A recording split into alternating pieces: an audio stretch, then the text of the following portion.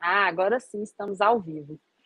Olá, pessoal, bem-vindos, bem-vindas, bem-vindes.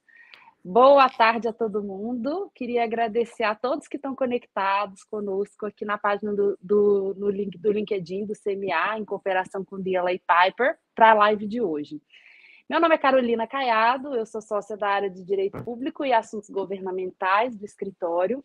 E hoje eu tenho uma alegria imensa de receber aqui para a nossa live, cujo tema é Marco Regulatório, Saneamento Básico, Marco Regulatório e os desafios do setor sob as perspectivas do direito ambiental e administrativo.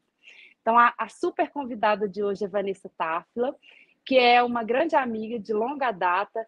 Eu tive a honra de trabalhar com a Vanessa por 2 anos quando eu me mudei para São Paulo. Foi graças a ela que eu vim parar aqui e cá estou há quase 17 anos.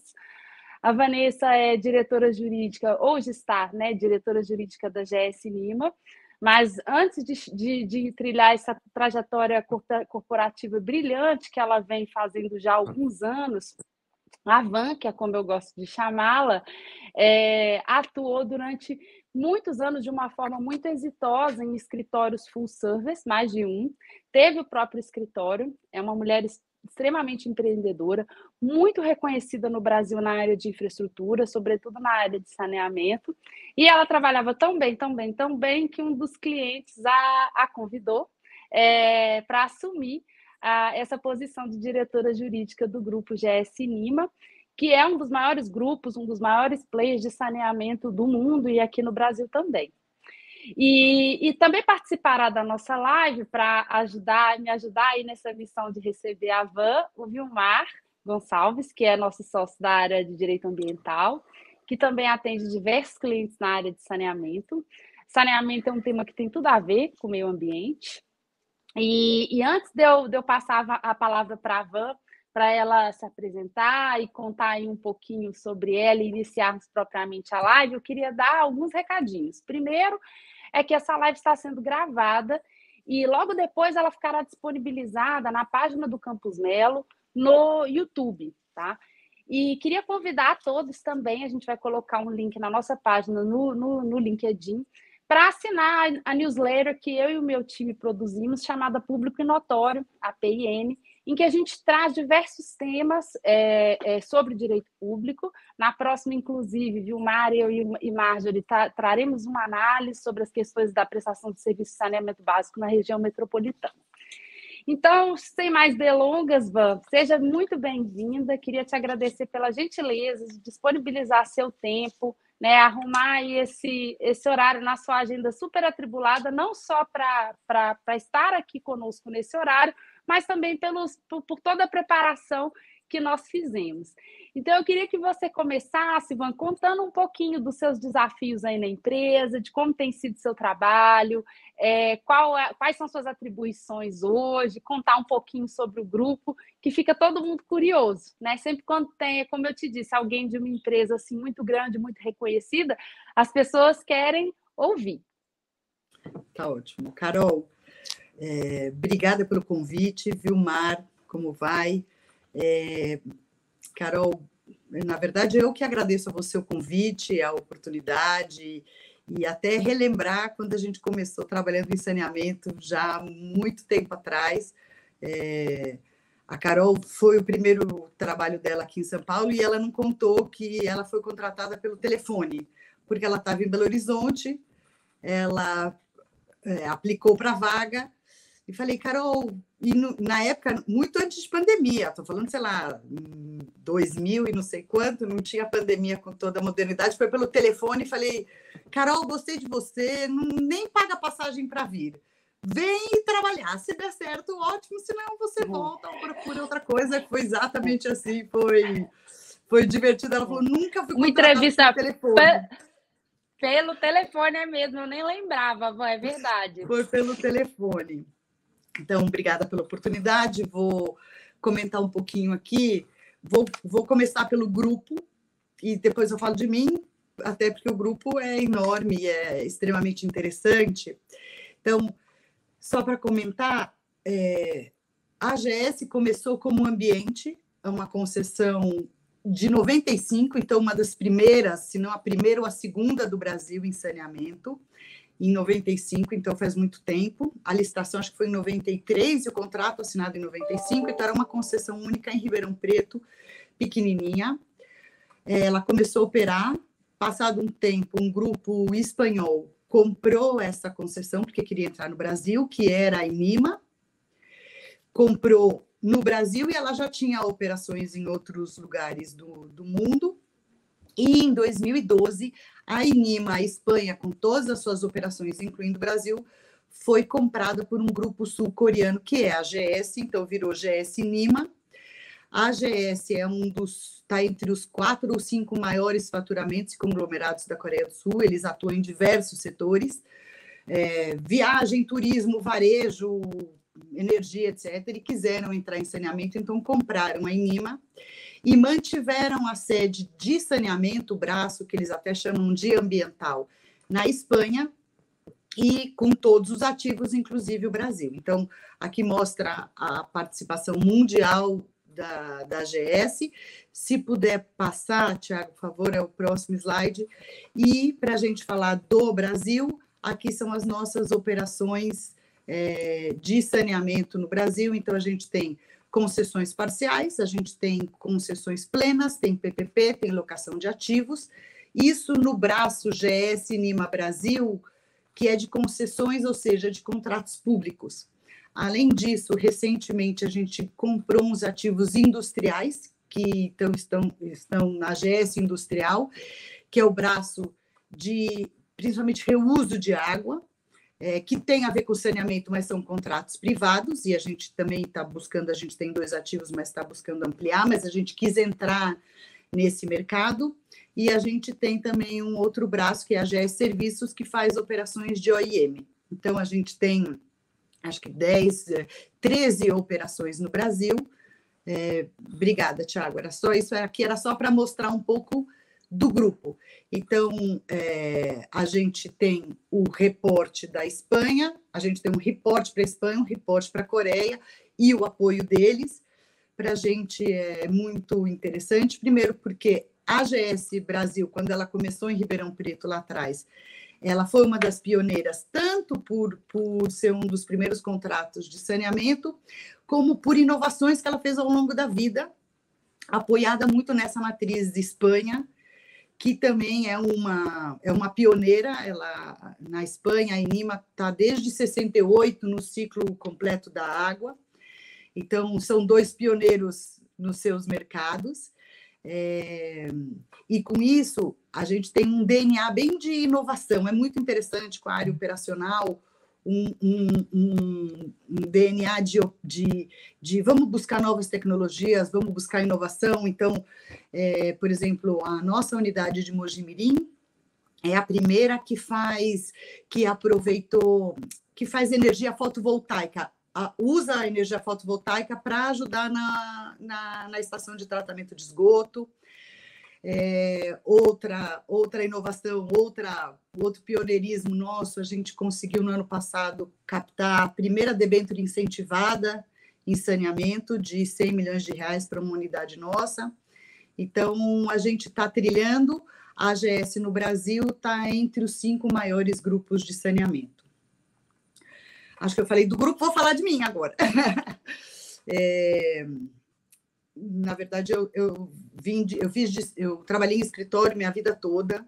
Recentemente vai fazer 4 anos que eu vim para o corporativo. E vim exatamente, acho que me chamaram, porque eu atendia ambiente, atendi o grupo e depois as outras concessões que foram sendo conquistadas, mas traz uma bagagem de infraestrutura. Eu trabalhei em infraestrutura desde sempre, eu comecei a trabalhar em 97, com direito público, infraestrutura e diversos setores, saneamento, rodovias, mobilidade, etc., etc. E hoje, vindo para grupo, você reúne a visão de consultor externo com agora a visão de prestador.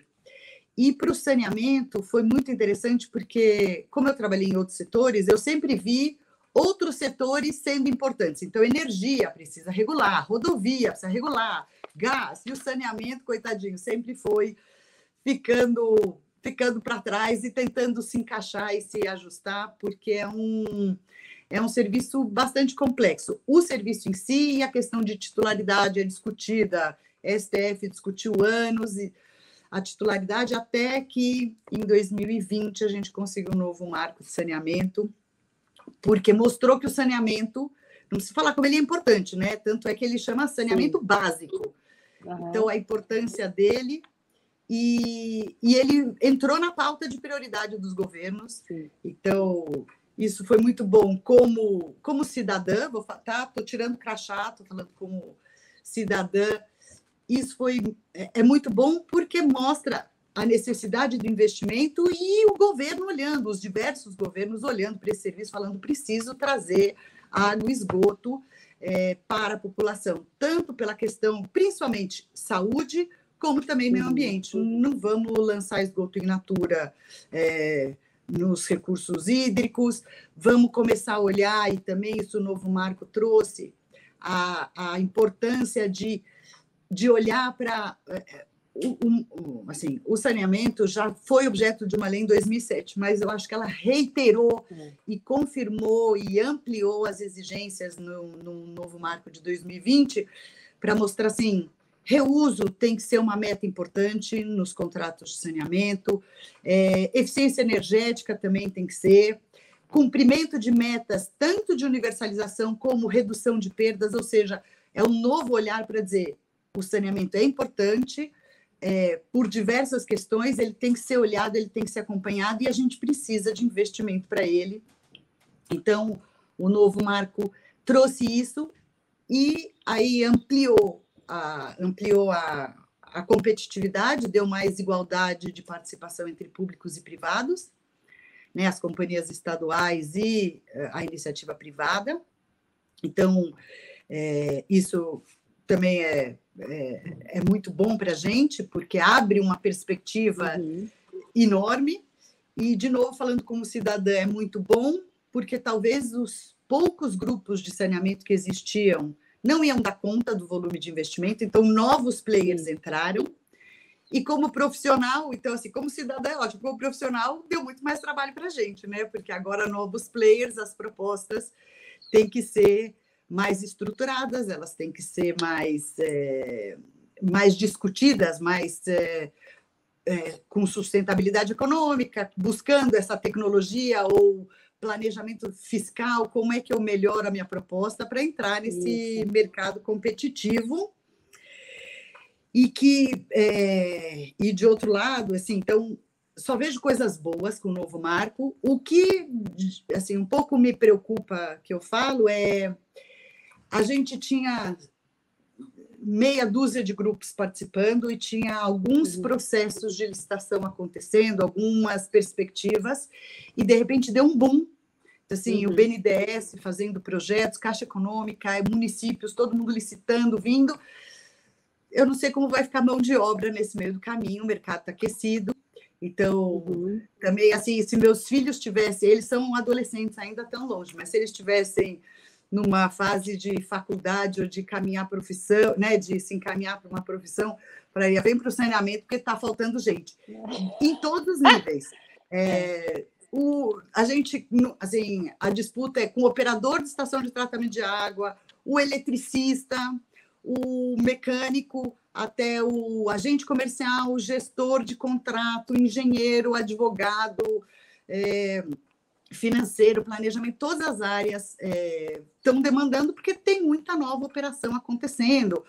Alagoas licitou, Rio licitou, né? Assim, os estados, os municípios estão licitando, então tem um novo mercado aí, um desafio a mais também da gente conseguir ter gente capacitada e com conhecimento de saneamento, que ele está na crista da onda. Acho que eu já falei muito, né? Tá na crista da... Não, muito bom, Van. Nossa, assim, super legal te ouvir nessa abertura sobre as frentes, né, que são ou os ativos industriais ou as licitações, Então, até para a gente passar a palavra para o Vilmar logo depois, né? Você comentou que vocês adquiriram 2 ativos industriais e estão pensando em expandir, né? Como é que é a operação desses ativos, Van? Quais são os desafios aí? São contratos privados, como você comentou, né? São contratos que já estavam em operação, não são projetos brownfield, não são projetos greenfield. E conta pra gente, o que que tem pegando aí, pelo menos do ponto de vista jurídico, que você puder Olha, falar, né?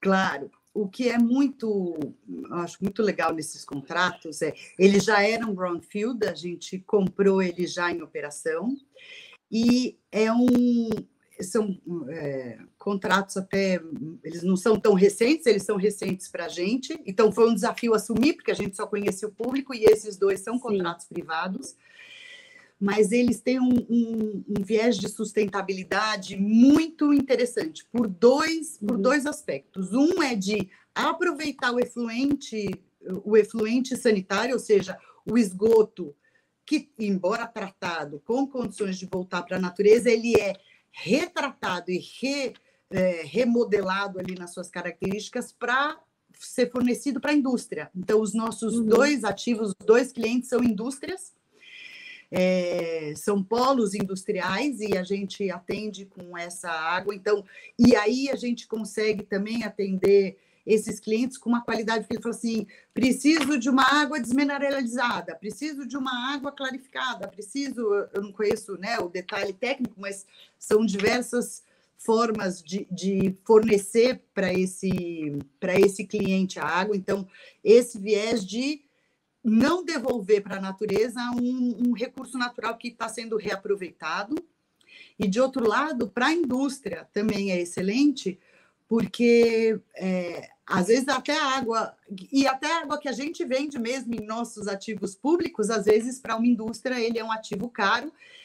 Sim. E, independente de ser caro, às vezes ele é escasso. Tem indústrias onde a gente atua, que é aqui em São Paulo, perto da região do ABC, e no Rio Grande do Sul, em Triunfo, que fica a 1 hora mais ou menos de Porto Alegre, são pontos com escassez de água. Então, esses clientes se aproveitam de ter o reuso de lugares que eles não conseguiriam outra forma de obter um dos insumos para o seu produto, né, para a sua linha de produção.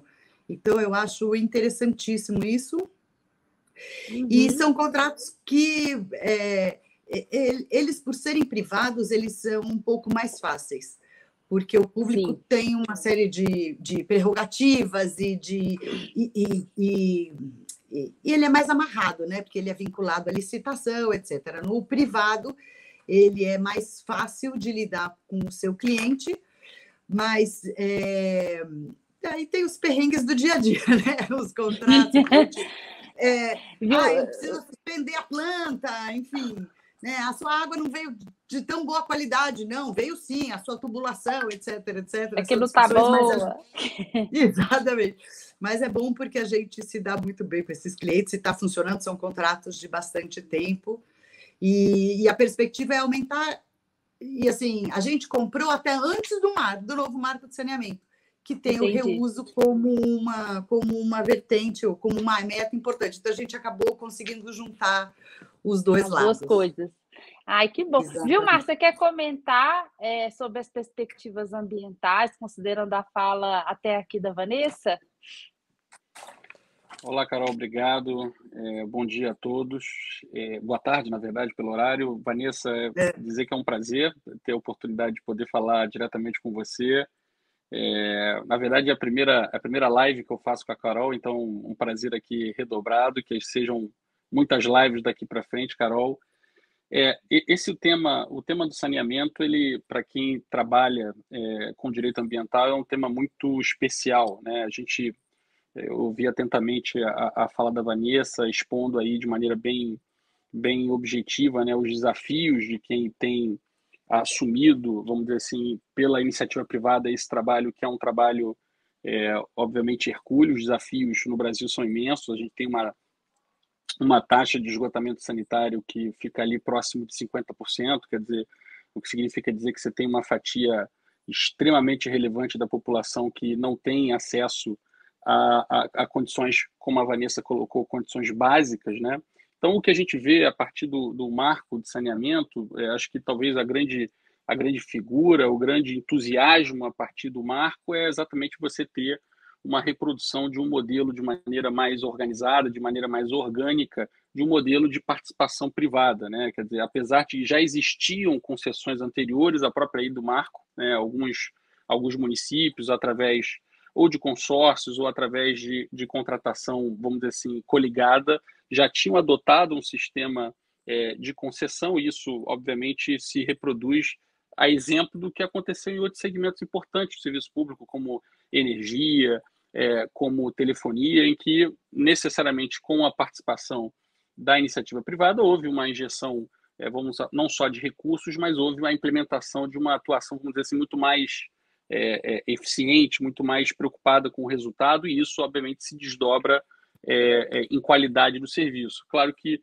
existe uma demanda social que é a aplicação efetiva da política de modicidade de tarifas, né? A ideia de que você teria, a partir do implemento e do ganho de eficiência na prestação de serviço, você ter efetivamente uma redução daquele custo, daquele serviço, para que a população tenha acesso. Então, é difícil a gente encontrar um assunto que ele congregue na área ambiental tantas vertentes como é o saneamento básico, porque se a gente fizer um corte especificamente em relação ao saneamento básico, a gente não vai conseguir ter uma figura completa da importância que ele tem, o papel que ele desempenha, por exemplo, para a proteção ambiental. Se a gente estiver falando, por exemplo, tanto de abastecimento de água, que é uma das matrizes, quanto a matriz do esgotamento sanitário, é fundamental que se leve em consideração, né, Vanessa, a política de ocupação urbana, por exemplo. Falando aqui dos problemas mais acentuados, mais graves, mais localizados nos grandes centros urbanos, onde você tem, obviamente, a maior geração de resíduos e, portanto, ali o maior impacto. Né? Se a gente for pegar o marco de saneamento básico, como você mencionou, uma lei de 2020, mas a gente nota que o processo legislativo no Brasil ele foi caminhando a passos lentos. Né? Quer dizer, se você for considerar Código de Águas, por exemplo, da década de 30, até hoje nós estamos falando de quase um século para que a gente tivesse, vamos dizer assim, uma estrutura como a gente tem, ou pelo menos a ideia de que se implemente uma estrutura como essa. Claro que a gente está falando de tempos diferentes, complexidade diferente, mas poderia citar aqui a própria lei do Plano Nacional de Recursos Hídricos, é de 97, a lei da ANA, de criação da ANA, a lei de 9984/2000, o Estatuto da Cidade, a própria Política Nacional de Resíduos Sólidos. Então, você teve, nos últimos 20, 30 anos, o desenvolvimento, claro, fazendo aqui referência também à Política Nacional de Meio Ambiente, de 81. Então, você teve, nos últimos 30, 40 anos, um processo legislativo que foi amadurecendo e, obviamente, não acompanhou o ritmo de degradação. Infelizmente, não acompanhou o nível de crescimento populacional, a maior concentração dos centros urbanos e, obviamente, a maior demanda por saneamento. E aí nós nos deparamos, infelizmente, com níveis bem assustadores aí de nível de degradação. Então, Vanessa, eu fiz esse apanhado inicial, mas eu gostaria muito de te ouvir também nessa parte enfim, dessa relação dos concessionários, das empresas que estão enxergando uma nova fase do saneamento básico com os seus interlocutores, com o seu poder concedente. Como é que você enxerga essa relação? Porque se a gente falar de saneamento básico, como aquilo que eu mencionei, como um corte, a gente não vai conseguir, do ponto de vista ambiental, direcionar todo o problema. Você tem, por exemplo, a necessidade de você preservar as áreas dos mananciais. É de onde a água vem. Você tem que cuidar, por exemplo, a aplicação do Código Florestal em relação às áreas de preservação permanente, né, as faixas marginais de proteção. Você tem a mata ciliar, que é responsável ali para proteger os mananciais, mas, infelizmente, você tem, principalmente nos grandes centros, essa ocupação que acaba, vamos dizer assim, comprimindo essas áreas, que são as áreas fundamentais para que a gente tenha uma efetiva política e prestação de serviço público ligado ao saneamento básico. Então, queria ouvir um pouco da sua experiência, como é que você enxerga esses desafios do concessionário a partir dessa interação, essa interlocução com outras políticas que precisam ser implementadas em conjunto com a do saneamento básico. E me desculpe se eu fui muito extenso. Imagina que é isso. Não, é. Eu achei bem legal esse ponto, Van. Se você puder comentar, né, não só com o concedente, mas com as autoridades de recursos hídricos e ambientais, assim como um todo. Aqui, sobre o seu comentário, Vilmar, antes de entrar nessa interface, duas coisas são muito interessantes. Você comentou do Código de Águas, né, que é lá da década de 30. Mas a preocupação dele não era o saneamento, era para energia, né? O Código de Águas era proteger a água para fins de energia, porque se via que sem energia o Brasil não avança, sem energia a gente não faz nada. Não se preocupava em água, preservar o recurso natural. Isso veio, e aí também pelo seu comentário, dessa legislação dos últimos 30, 40 anos, assim, a evolução da legislação ambiental, da legislação do Código de Florestas, do marco de saneamento, da própria Política Nacional de Meio Ambiente, de Recursos Hídricos, né, os conselhos criados e tudo isso. E para a gente relembrar é que a gente está falando aqui de água e esgoto, mas pelo marco de saneamento, saneamento básico é água, esgoto, resíduos, né, resíduos sólidos e drenagem, ou seja, meio ambiente total, né? Podia ser serviço público de meio ambiente, podia chamar o saneamento básico, porque ele é total interface com isso. E, então, o que você comentou, né, essa geração de resíduos em áreas irregulares, de ocupação irregular, etc., isso também está dentro da política de saneamento, também está dentro do marco de saneamento, que a gente está falando de água e esgoto, porque a GS atua dentro dessas áreas. E aí, e agora entrando aí no cerne da sua pergunta, realmente a interface, eu vou dizer que a gente tem uma benesse e a gente tem um problema. A benesse é porque a gente faz saneamento básico, então a gente está pensando assim, no tratamento de esgoto, somos perante os órgãos ambientais entre os queridinhos, né? Porque a gente está melhorando o meio ambiente. Então, essa é a nossa benesse. Então, em algumas instalações, a gente tem procedimentos simplificados de licenciamento. Algumas vezes a gente tem a sua instalação não está 100% correta, adequada, mas a gente sabe que não vão suspender as nossas atividades porque o serviço é essencial e se eu prejudico, se eu paro uma estação de tratamento de esgoto, o prejuízo é muito maior. Então, a gente tem algumas questões que nos ajudam, porque a gente está ajudando o meio ambiente. De outro lado, a gente tem uma série de órgãos nos olhando, que são os de outorga, que são os de meio ambiente estaduais, municipais, dependendo da instalação. A gente está sempre perto de captação, né? Então, seja na captação de água, seja no lançamento de esgoto, a gente está do lado de corpo hídrico, então a gente tem também o impacto com os órgãos de recursos hídricos, mas eu vou te falar que, no geral, o relacionamento é muito bom, até porque, de novo, a gente está melhorando o meio ambiente.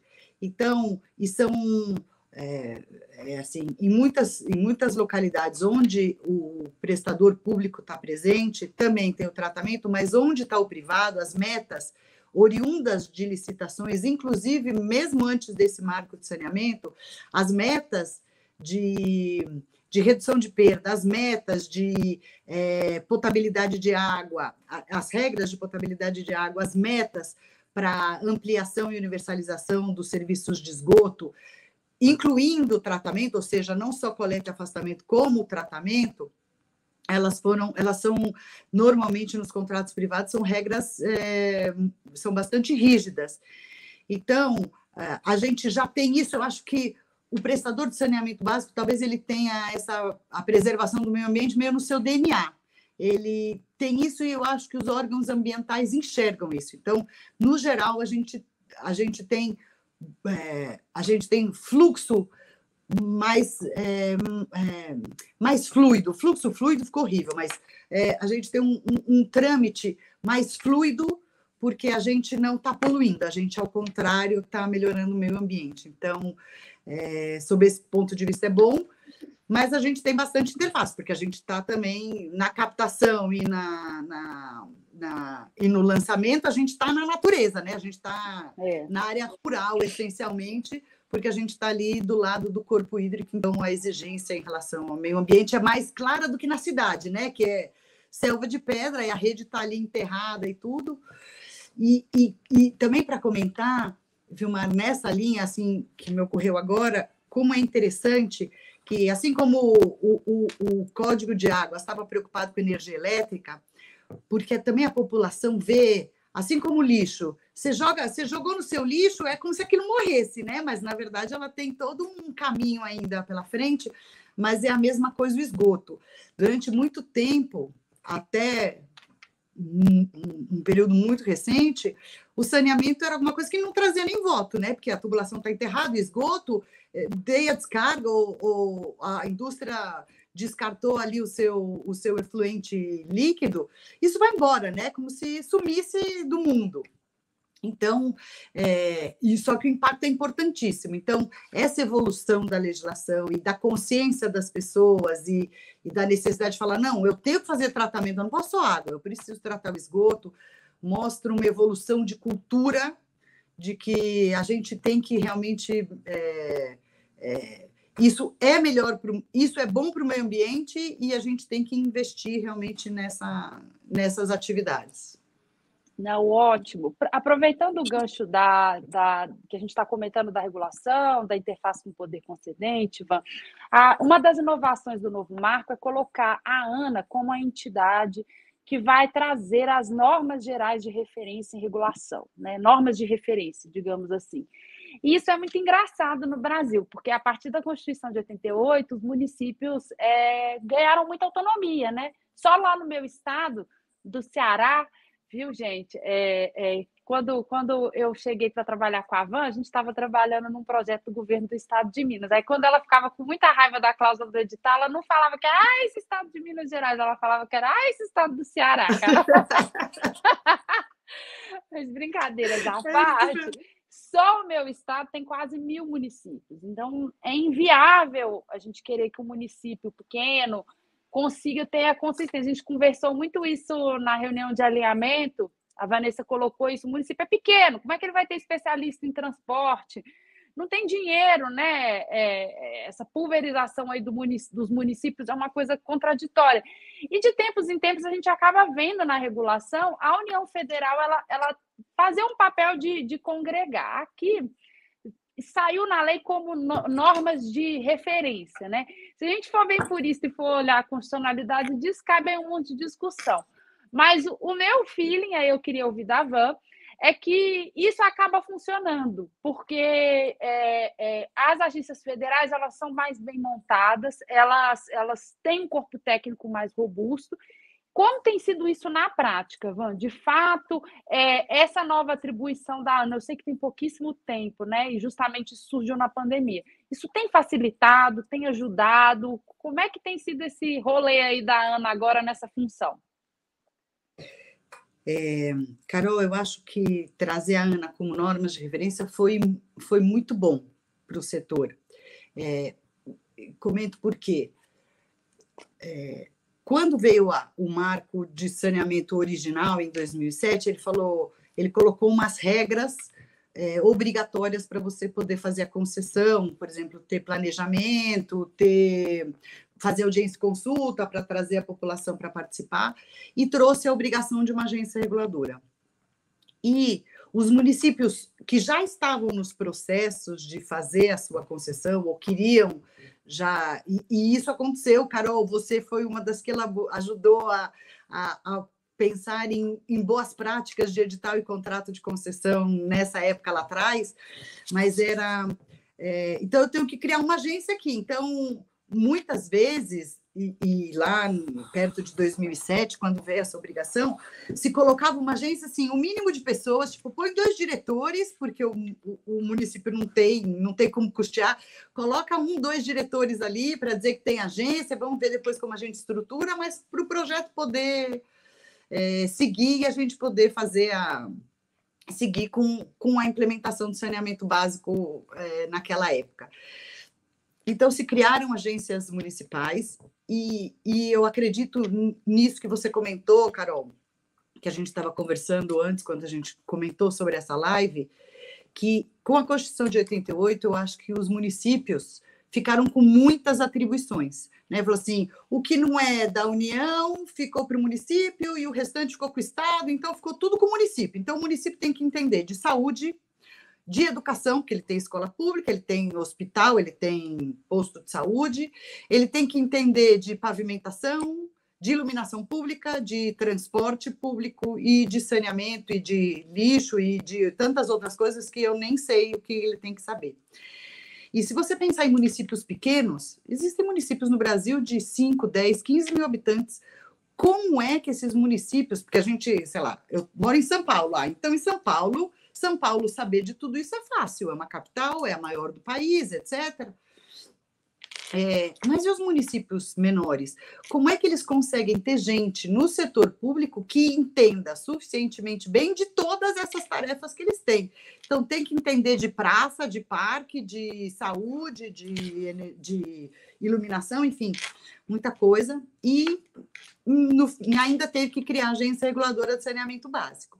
Então, lá atrás tinham essas agências municipais, na grande maioria mal estruturadas por faltar conhecimento, por faltar expertise, capacidade, assim, faltar pessoal disponível e com a expertise na área.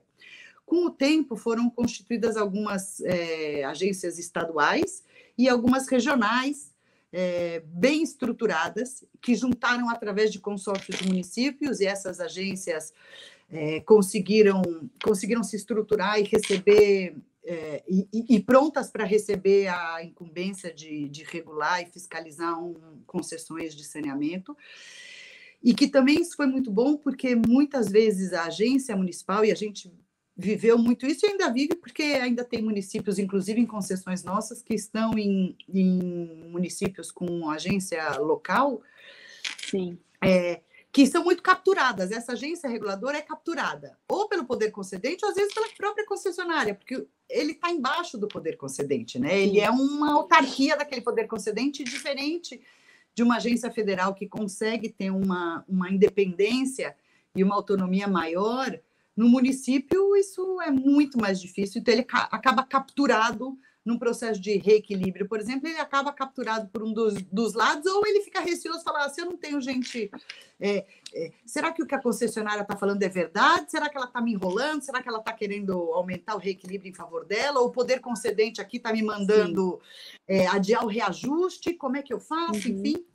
Então, a gente teve uma problemática muito grande com isso, e a indicação da ANA como uma agência, ela não vai ser reguladora, mas ela vai editar normas de referência. Então, isso acho que traz muita credibilidade para o setor de saneamento, né? Traz credibilidade para esse mercado,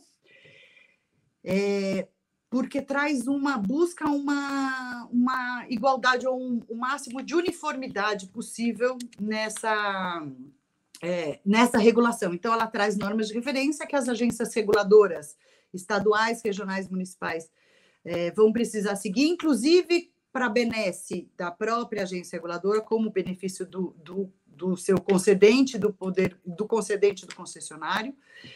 Então, e a ANA vai ter uma visão mais geral, porque o Brasil também é enorme, com todas as suas diferenças de localização, temperaturas, sazonalidade de serviço, né? Então, assim, quem está se a gente pegar o litoral de São Paulo, é totalmente diferente de São Paulo, que é diferente do... Eu travei? Tinha travado um pouquinho. Eu travei, só, voltei? Mas voltou. Travou e voltou. Ai, não, mas deu para pegar a fala toda, Van. Você está aí? Que agora você deu uma congelada.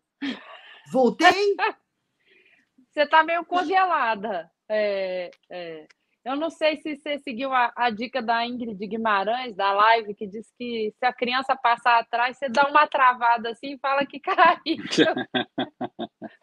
Mas ela está no escritório.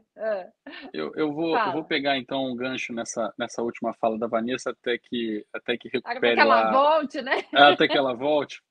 Não, porque eu acho que tem um ponto que é interessante, sobre a sua pergunta em relação à atuação da ANA, né, na edição de normas de referência e toda essa preocupação que existe com os municípios que, dentro da realidade do Brasil, nós estamos falando aí de mais de 5 mil municípios, nem todos, ou eu diria até que a grande parte não tem estrutura suficiente ou mesmo condições materiais de produzir normas de natureza técnica, né? Então, isso é uma realidade, a Vanessa voltou.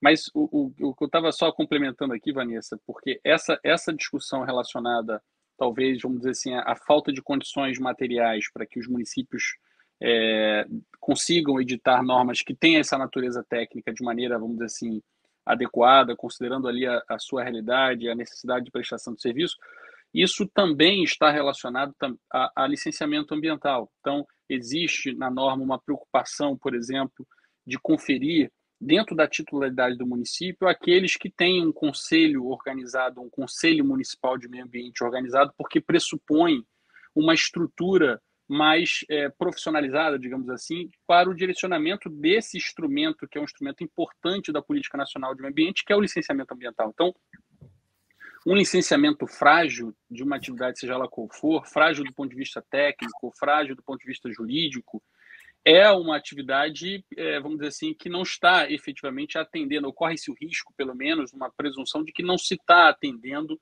aquele objetivo para qual se presta aquela atividade. E existem outros aspectos importantes relacionados ao papel do município, e aí voltando aqui especificamente ao saneamento, porque é uma distinção importante que a gente precisa fazer entre o que é ato de governo, de um governo atual, de um governo que está lidando com o problema naquela legislatura, naquele mandato, daquilo que é um ato, vamos dizer assim, estatal propriamente, um ato de política, né? Essa distinção ela precisa ser feita, porque, por exemplo, sobre essa questão de capacidade, que é uma realidade, que é o problema de capacidade orçamentária que a Carol mencionou, boa parte dos estados já implementou legislação específica que é classificada comumente como ICMS ecológico ou ICMS verde. Um dos fatores de avaliação para a melhor distribuição de recursos para um determinado município é a sua capacidade de proteger recursos naturais.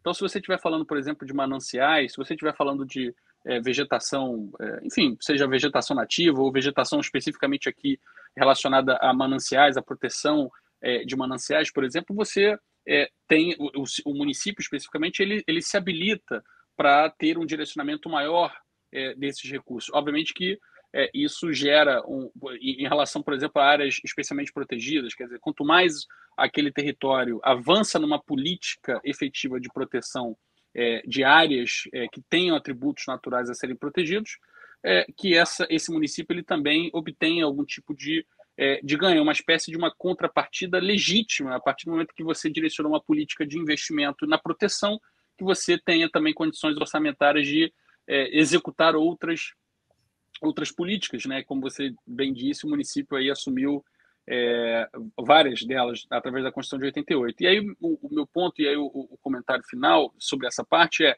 existe, em relação ao ato político, o ato de governo, uma preocupação em relação à própria vontade ou a própria empenho de fazer com que haja cada vez mais adesão por parte daquele que, no final, é destinatário final da atuação do Estado, que é o cidadão, né? A sociedade aderir aos sistemas. Nós que temos experiência na questão do saneamento básico, né, oferecendo assessoria jurídica nessas partes específicas de proteção ao meio ambiente, na parte de direito ambiental, o que a gente identifica muitas vezes é uma preocupação em você empenhar esforços e fazer com que a população entenda que é necessária a adesão ao sistema para que você garanta maior qualidade e eficiência na prestação de serviço. Por outro lado, a concessionária, aquela velha discussão, né, Carol, do poder de polícia, se tem ou não condições ou meios, de alguma maneira, fazer com que aquele destinatário efetivamente venha aderir a esse sistema. Então, essa distinção ela é importante, porque a política de saneamento e a qualidade ambiental, né, a qualidade de vida para todos nós, independe da vontade política, porque é uma política de Estado. Então, acho que esse é um ponto importante, só complementando a sua fala, Vanessa. Eu caí, aqui eu vou fazer uma... Quando você está naquela reunião chata com 20 mil pessoas, você não cai, né? Na hora da live tem que cair, óbvio, né? E justamente hoje, porque você está famosa, Van. Estamos aqui na hora do almoço, a gente tem uma média aí de 30, 40 pessoas online te assistindo com fome, entendeu? E que preferiram vir discutir. Fome por conhecimento, Carol. Fome por conhecimento. Fome por conhecimento que está valendo aqui. Mas olha só, estão faltando aqui 15 minutos. Vou organizar aqui para a gente ver como é que nós vamos aproveitar. Tem uma perguntita só que eu queria fazer, isso é uma curiosidade que eu tenho, tá? Como que vocês têm entrado nessas licitações? Se vocês têm investido em PMI, escuto de algumas empresas dizendo que demora muito, a gente apresenta, ninguém sabe o que eles fazem com o projeto, então é um dinheiro que a gente não vê muito retorno. Ou se vocês têm esperado os editais e ingressado, se envolvido com os projetos só depois da publicação do edital. Carol, a gente é um pouco de tudo. A gente até já comprou ativo em andamento, não só esses industriais, mas a gente tem unidade que a gente comprou já de contrato público, que a gente comprou, então a gente está sempre olhando o mercado, mas o nosso foco principal é realmente participar em licitações, ou seja, projetos novos. E aí, assim, se tem a oportunidade, se o poder concedente abre uma PMI, a gente participa, se é o município onde a gente tem interesse, a gente não vai entrar em todos os lugares, obviamente, não é essa a intenção, pulverizar dessa forma, e sim crescer sustentável, mas da gente ir em projetos que a gente tenha interesse. Se o município abre a oportunidade de fazer uma PMI, a gente participa sim, e a gente monta a PMI.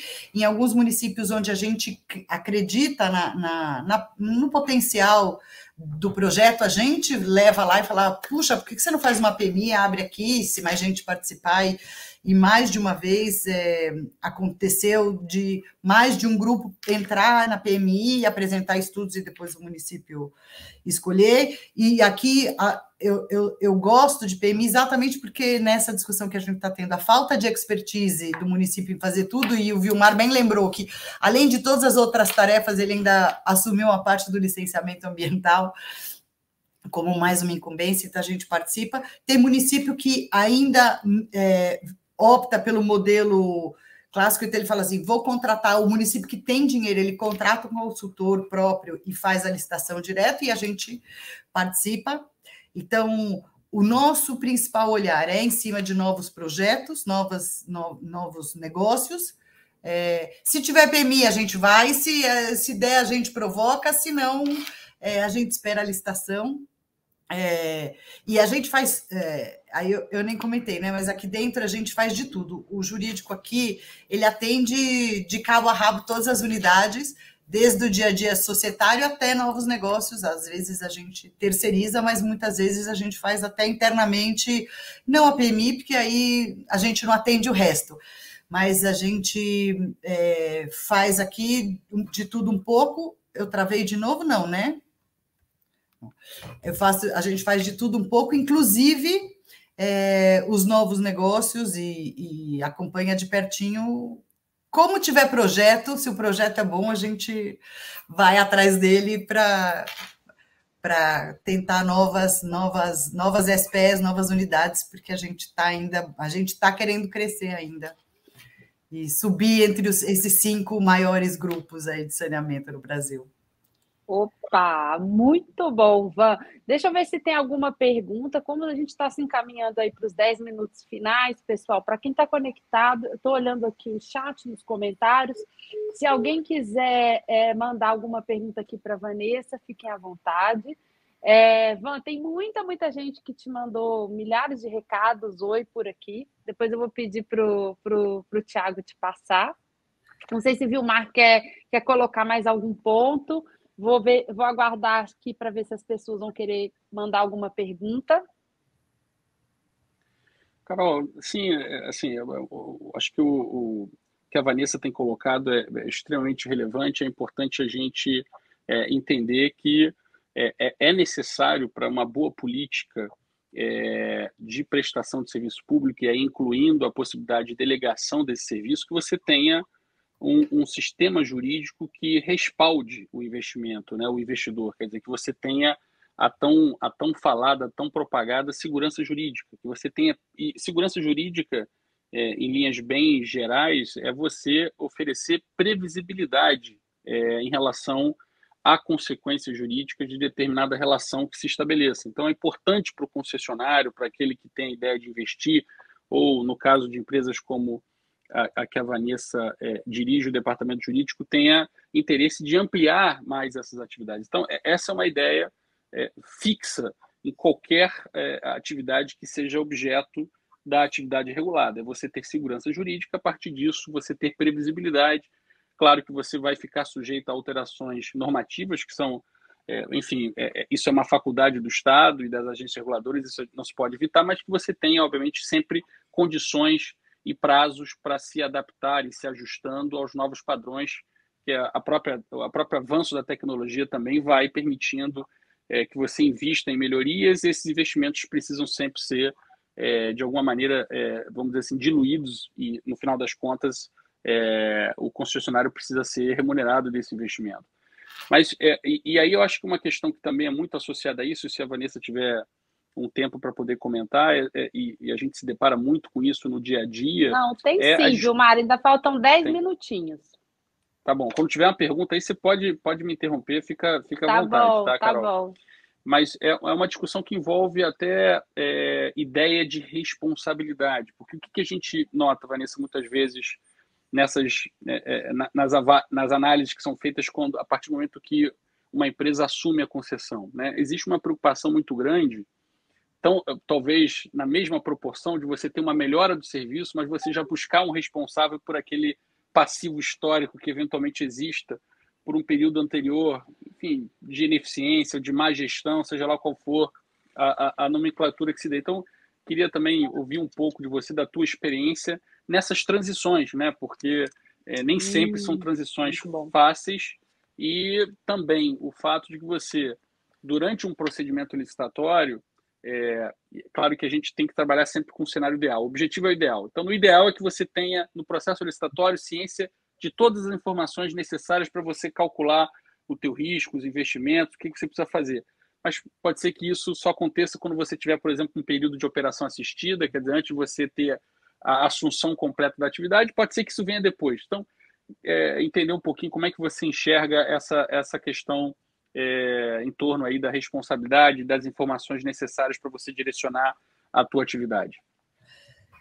Olha, esse é um dos pontos mais complexos e que a gente tem problema quase em todas as concessões.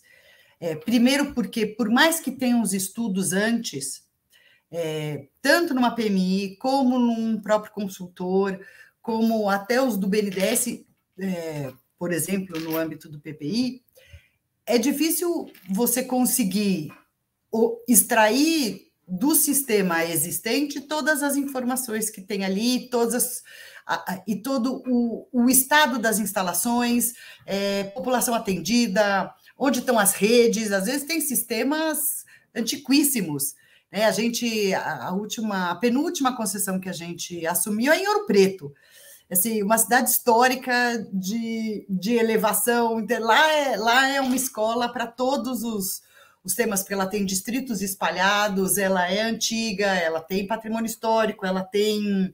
É uma cidade de muito... Fugiu a palavra, mas ela é de morros. É ladeira. Ladeira e tudo, então... Eu sou ouropretana. Exatamente, a cidade é maravilhosa mesmo. Mas conseguir, em qualquer que seja os estudos prévios para até chegar no momento da licitação, ele nunca é totalmente completo e com as informações suficientes.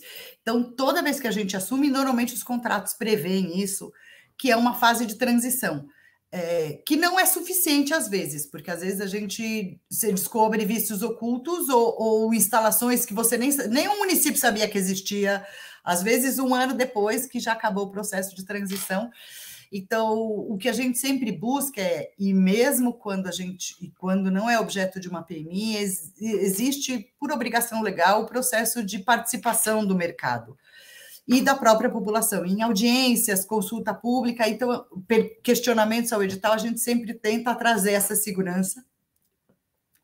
E um pouco isso o novo marco trouxe, até com a ANA como normas de referência, para trazer, e aí só fazendo parênteses, a segurança jurídica do contrato é o mais importante para todos os lados, para o poder concedente, para o concessionário e para o regulador, e, obviamente, para a população. Falar que não vai ter uma surpresa numa revisão tarifária depois, que a tarifa vai aumentar muito, porque o sistema não estava bem desenhado, ou o projeto não estava bem estruturado, é também a preservação, é também a garantia para a população. Então, é muito importante ter essa segurança e a estabilidade até para atrair investimento. Público, privado, você tem que atrair o prestador, e você só consegue tendo isso, tendo a segurança jurídica e o máximo de um projeto bem estruturado. Mas isso é um desafio que é no dia a dia. Eu não conheço uma fórmula ainda mágica para isso, eu acho que ninguém descobriu, porque a gente ainda enfrenta isso nas concessões do dia a dia, inclusive a população assumir um novo prestador, para ele também é uma novidade, ele também está tentando entender ali o que está acontecendo, o que ele espera, se a tarifa vai subir muito, não vai, para quem ele reclama se faltar água. Então, é sempre uma fase difícil e de adaptação para todo mundo. Nós, como prestadores, para a gente é o mais fácil, porque a gente já enfrentou isso em vários lugares, embora cada cidade que a gente entra é uma cidade nova. E quando a gente entrou, a última concessão, a gente conquistou em Luiz Antônio, uma cidade pequenininha em São Paulo, é totalmente diferente de Ouro Preto, que foi a anterior que a gente assumiu. Mas essa fórmula ainda não existe. Ainda é tentar prever os mecanismos no contrato, tentar talvez compartilhar um pouco essa responsabilidade, assim, o que é seu, o que é seu poder concedente, o que é meu concessionária, para tentar adaptar. E só a última coisa que eu queria comentar, que a gente teve um marco de saneamento em 2007 e o novo marco em 2020, mas assim como eu acho que até no meio ambiente a legislação tem que evoluir ainda bastante, no saneamento a gente também tem que evoluir não só na legislação, mas na cultura das pessoas, de aderir ao sistema, como você falou. Não faz tanto tempo que a gente ainda ouvia o discurso, e ainda ouve hoje, em menor escala, mas ouve, de que a água está na natureza, então não tem que cobrar pela água. Então, a população concorda em pagar R$250 de celular, mas não quer pagar 50 de água, porque a água vem da natureza. Então, assim, por que você está me cobrando isso? E às vezes, a vontade é falar assim, então, você quer água da natureza? Então, vai lá buscar no riozinho, né, ali do lado da cidade, mas para trazer para você existe um serviço. Então, existe um custo que é esse que você está pagando. Então, a gente ainda tem muito, muito a crescer e muito a melhorar na mentalidade do brasileiro. E aí eu me incluo também, porque talvez eu conheça mais porque eu estou dentro do saneamento há muito tempo, mas não é tão difundido, tão claro para quem é de fora, né? Na faculdade a gente ouviu o homem médio, saber que ali é um custo que ele tem que pagar, que ele é obrigado a se conectar, que não é para todo mundo ter poço em casa, que não é para todo mundo ter fossa séptica, e que sim, que é o sistema público ao qual é importante, para que a gente evolua nessa cultura de que o saneamento é importante. Eu acho que isso que também veio com o marco novo, o marco recente de saneamento, que é estar na pauta de prioridade dos governos para trazer essa educação ambiental para a população. Excelente, gente. Bom, então estamos aqui nos encaminhando para o final. Eu queria agradecer a nossa super convidada, Van. Foi excelente, foi uma aula. Estou impressionada com a quantidade de pessoas que ficaram conectadas até o fim. Eu já estou com fome e também estou aqui curtindo pra caramba. Ao Vilmar, que fez a gentileza aqui de trazer as contribuições na parte ambiental, e a todos vocês que estiveram conosco. Então, depois vai estar, quem quiser ver a íntegra da live, é só acessar amanhã ou depois a nossa página no YouTube, demora só um pouquinho para a gente colocar lá. E aqui nos comentários a gente também deixou o link para quem quiser se inscrever para receber a PIN, nossa Público e Notório, tá bom? Gente, muito obrigada, Van. Amei. Carol, obrigada, Vilmar. Obrigada ao CMA, obrigada a você. Foi uma delícia. Que gostoso bate-papo. Foi muito bom. bom. Prazer. Beijo a todos. Carol, boa tarde. Tchau. Boa tarde. Tchau, tchau.